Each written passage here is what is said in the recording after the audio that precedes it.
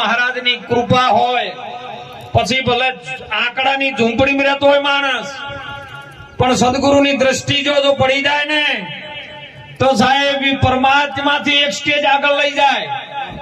કારણ કે આપણા ભારતના સંતોએ ઋષિ મુનિએ વાત કરી છે કે પરમાત્માના ઘડેલા ધરતી પર કઈક આયા ને કઈક ગયા છે નિરાશ, પણ જેને સદગુરુએ ઘડ્યા ને એના વૈકુંઠમાં થયા છે વાસ. પરમાત્માએ આ બધું બનાવ્યું છે, સંસાર ખોટો નથી, અને ખોટો હતો પરમાત્માએ સંસારની રચના ન કરી હોય. પણ સંસારનો સાર જે નહીં સમજતા ને એ એમ કે છે કે સંસારમાં કોઈ નહીં. કેમ કે મેદાનમાં લડી ન શક્યા, અને એટલા માટે કે જેને પરમાત્માએ ઘડ્યા એ આ ધરતી પર સદગુરુનું શરણને સ્વીકારી નિરાશ થઈને જતા રહ્યા. પણ જેને આ ધરતી પર આયા પછી જેને સદગુરુએ ઘડ્યા ને એને પરમાત્માને ત્યાં આવવું પડ્યું કે બોલો તમે કોઈ એમ અમાર કરવા તૈયાર છે એવો પરમાત્મા કબૂલ થયો. અને જોયું કે જલારામ બાપાનો તો આવ્યો ને સાધુના વેશમાં, દાળનો રોટલો ને છાશ ખવડાવતો બીજું કોઈ નહીં, બાજરીના રોટલા નડદની દાળ, અને એમાં પરમાત્માને એમ થયું કે લાય લાય પરીક્ષા કરવું નહીં. આયો સાધુના વેશમાં, બધા સાધુ સંતો બેઠા હતા, પંગત પડેલી, હરિહરનો નાદ પડે, અને એમાં પરમાત્મા એનું બહાર્યો છે. કીધું કે બાપા હરિહર કરી લ્યો, કે ના એમ હરિહર ના કરું. નતું કીધું કે પોતાની નારીઓ દાનમાં દેતા દિલડા જરાય ન ડરતા, પણ તો દાનમાં દેતા પણ કેવું હોમે પાત્ર હોય તો હેડે જાતે માગવા વાળો આવે ના મેળ પડે. એ તો હોમે ખબર હતી કે આર્યો જ છે.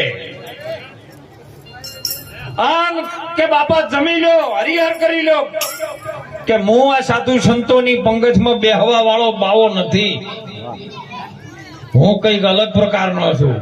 મારે તો અહીંયા જમ્યા પછી દક્ષિણા દઉં છે. તારા જલારામને કે હાલવાની તેવડ હોય તો જમું, હરિહર કરું નથી કરવી. બાપાને પૂછ્યું ને એટલે જલારામ બાપાએ કીધું કે આ તો ગુરુ મહારાજ નું છે, હું તો એક માધ્યમ બનેલો છું. બાપા હરિહર કરી લ્યો, આ તો ગુરુનો દરબાર છે, અલખનો ઓટલો છે, માગશો એમ મળી જાય. એમ નહીં વચન આજ કે બાપા જલિયો બોલ્યો છે ને કોઈ દાડ જૂઠું ન બોલે, વચન છે. હરિહર કરવા માટે બેઠા, બધા હરિહર નો નાદ પડ્યો, અને હરિહર કર્યા પછી બધા દાન દક્ષિણા માટે લેણમાં ઉભા રહ્યા. આન પેલા લેણમાં આયા, બધા લઈ લઈને જતા રહ્યા, કોઈ 10 ને 20 100 ને 50. બાપા બોલો કે કાળજું કાઠું છે ને, કે બાપા કાળજું રાખ્યું નહીં. કાળજું મારા ગુરુ ભોજલરામના ચરણમાં આપી દીધેલું છે. માગું કે હા, કે શરીર થાચ્યું છે અને હવે ચલાતું નથી ને વજન ઉપડાતો નથી. જો કદાચ હાલવા માટે બેઠો હોય અને દક્ષિણામ તાર હાલવું હોય તો તારી વીરબાઈ સેવા માટે હાલ. જો બીજી કોઈ દ્રષ્ટિ નથી, સેવા કરવા માટે આ શરીર થાચ્યું છે, સેવા કરવા માટે તારી વીરબાઈ જો હાલતો હોય તો હાલે. કે બાપા એક ક્ષણ ઉભા રહો, કારણ કે અડધું અંગ છે ને અડધો અધિકાર એનો મારા ઉપર છે ને મારો એના ઉપર છે. જલારામ બાપા જ્યાં છે વીરબાઈને કીધું છે કે બાપ હોભળો છો કે હા આજ્ઞા કરો ને, તમારી આજ્ઞા મારે શિર પર ચડાવવાની હોય. કોક જોગી મહાત્મા આયા છે અને માગણી એવી કરી છે, મને લાગે કે આવી માગણી આ વીરપુરના ગોદરા બીજો કોઈ કરી ન શકે. પણ મને લાગે છે કે 14 બ્રહ્માંડ નો માલિક જેને રચના કરી છે ને એ યાદ આપણા દ્વારે આવ્યો છે. હો કે તમે આજ્ઞા કરો, તમે મારા ધણી છો, મારા સ્વામી છો, અને ધણીની આજ્ઞા મારે ચાલવું પડે ડગલે ડગલે. કે માગણી કરી છે દક્ષિણાની, કે આપી દો, આ તો ગુરુ મહારાજ નું છે, પણ કે માગણી આવી છે એ તમને માગે છે. તો કે તમે શું કહેવા માંગો છો? તમે આજ્ઞા કરો. જયારે નાની હતી લગ્ન નતા કર્યા ત્યારે મારા બાપાના ત્યાં મેં સેવા કરી, લગ્ન કર્યા પછી તમારી સેવા કરી, અને તમે આજ્ઞા કરો તો મહાત્માની સેવા હું કરવા તૈયાર છું. અને સાહેબ તથાસ્તુ કરી દીધું. 14 બ્રહ્માંડ નો માલિક એ પરમાત્મા પોતે પરસો વળી ગયો ને કે હાલવા વાળા ચાલી દીધું, પણ હવે આપણે જો લઈને જાવ. એકલા હતા જેમ ફરવું એમ ફરતા હતા, પણ હવે આ લઈને જાવું છો. પરસેવો છૂટ્યો સાહેબ, અને જોડી લાલી ગોદરે જાતે જાતે એમ ખબર પડવા માંડી, એમ નસે નસ હલી ગઈ. સાહેબ ઝાડા થઈ ગયા એવી વાત કે વીરભાઈ ને જોડીને દંડો આપ્યો કે લ્યો તમે અહીંયા ઉભા રહો, હું આવું છું. જોઈ ગયો પાછો નો હોજ પડી. 5 વાગ્યાનો સમય થયો. ગોવાળિયા ગાયો લઈ લઈને ગોદરે ચારવા જેલા વગડામાં પાછા વળ્યા અને વીરભાઈ ને ગોદરે જોયા છે. જોડીને દંડો લઈને ઉભા છે એટલે ગોવાળિયાએ કીધું આઈને જલારામ બાપાને કે તમે જે કર્યું તો આખું વીરપુર તો હલી ગયું, પણ હવે ઈ તમે જેને જોગી નાલી હતી તો જોગી નાહી ગયો. વીરભાઈ ગોદરે ઉભા લઈ આવો કે આલેલું લેવા હું ના જઉં. અત્યારે તો જો આશ્રમમાં 500,000 રૂપિયા આલ્યા હોય તો બાપુ ને ફેરવી નાખે. બાપુ જેમ અમારે કીધું કર્યું નહીં, આ બોર્ડ આમ નહીં લગાયું. આલેલું હું લેવા ના જઉં. ખબર પડી ગઈ પરમાત્મા ને કે લેવા નહીં જાય. હે પરમાત્મા ગોવાળીઓ બનીને પાછો આવ્યો છે. વીરપુરમાં જે રાજરોણી રાજ કરતા હતા ને એ રોણીના મેલે આવ્યો છે કે રાજમાતા તમે આજ્ઞા કરો. તમારો આ જલારામ છે ને એ આ વીરપુરમાં એક નાગરિક તરીકે છે, તમારા રાજાનો હુકમે મોન છે. આઈને જલારામ ને વાત કરી. જલારામ ને ત્યાં બોલાયા કે જલારામ મને એવો આભાસ થયો છે, આકાશવાણી એવી થઈ છે, અને તમે જેને હુંપ્યા છે ને એ તો ગોદરે ઉભો છે ને તમે જઈને હવે લઈ આવો. મને એ તમે જેને આલ્યો ને એ મને કહી ગયો છે. જલારામ ને કીધું કહો કે એ કઈ ગયો પાછો કેવા આવે, તમને કઈ ગયો મને કેમ નો આવે. અને ત્યો આવ્યો છે પાછો રાજમાતાના દરબારમાં કે જલિયા તારી પરીક્ષા લેવા માટે આવ્યો તો, પણ એ પરીક્ષામાં તું પાસ થયો છે. જા વીરભાઈ ને વાતે ગાતે લાય અને દાળ ને રોટલો ફરી કર.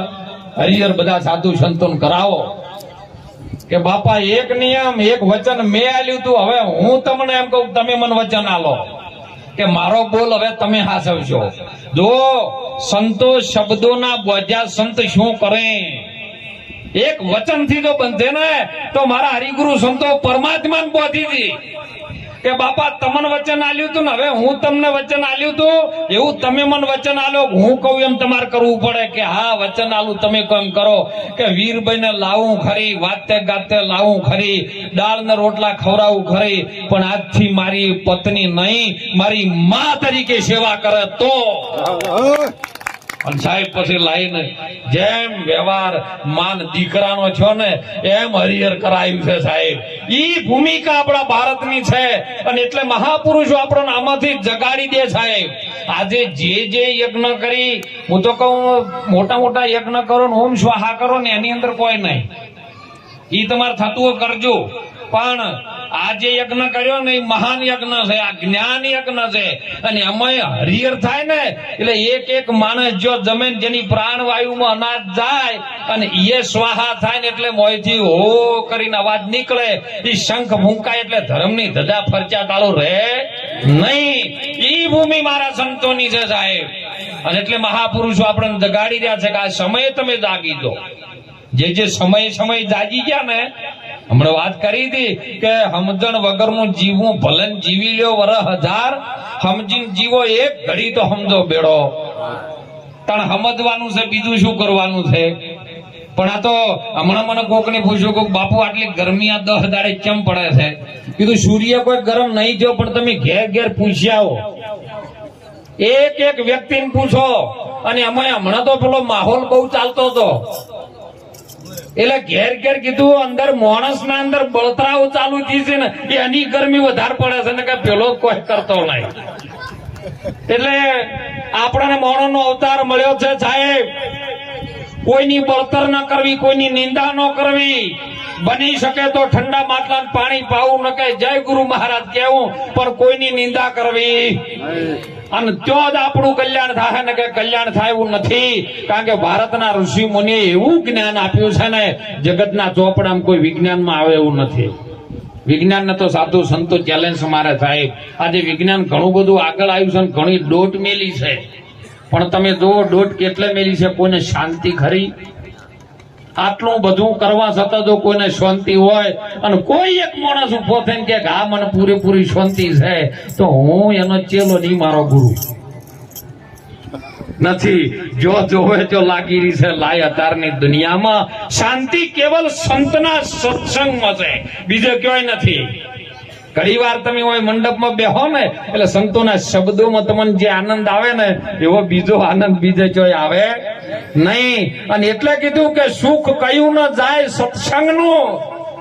સુખ ઇન્દ્રના લોકથી અતિ ઘણું, એ તો વૈકુંઠથી વધતું જાય. સુખ કયું ન જાય સત્સંગનું. સત્સંગ જીવનમાં બહુ જરૂરી છે, કારણ કે પેલા દીકરા દીકરીઓ જયારે ભણવા જતા હતા ગુરુકુળની અંદર ભણાવવામાં આવતા. સંતોના ઋષિ મુનિઓના જે ગુરુદ્વાર હતા ને ત્યાં કણ આપણે ભણવાનું હતું.